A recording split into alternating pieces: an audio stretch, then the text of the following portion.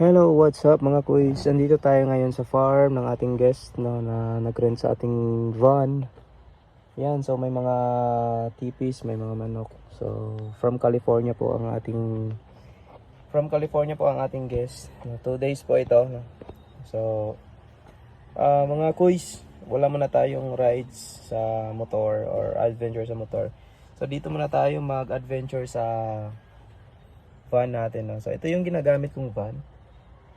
Ayan, so tourist van na 12 seaters or 13 seaters mga kuys.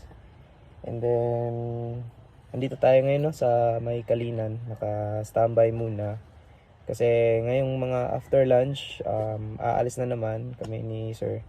So may pupuntahan kami na importanteng meet up, no, may imi-meet up siya doon banda sa may Gaisano Mall, Buhangin, sa Gateway. And then after doon pupunta ng SM. And then after SM balik na sa hotel and then uwi na tayo. So today is our last day sa pag-rent ng van. So ayun. Ang dala natin is GL Grandia. Ayan. Ito po. Alright, so mga cable natin, mga charger. So may bago akong order, no.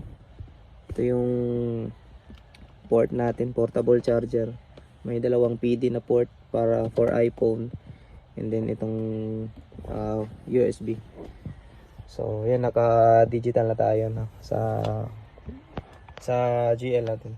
So actually hindi po test sa atin, no. So driver and tour guide po ako. So sa mga gustong mag-rent ng van, meron din tayong 7 seaters tsaka 5 seaters na sasakyan.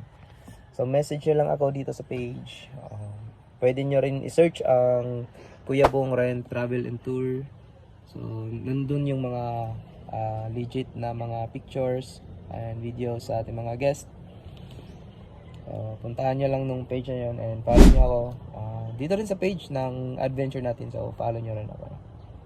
So yun lang i-share ko sa inyo ngayong araw na ito mga boys. And maraming salamat sa panonood and follow nyo ako, no. And baka mamimigay tayo ng gift. Depende sa budget natin. So wala pa tayong malaking budget mga guys. So ngayon sticker muna itong papagawa natin. Alright, so yun, sasakyan ng ating pinsan ng ating guest, Mitsubishi na pick up Strada. So andun sila nag-uusap. Alright, so ito yung farm.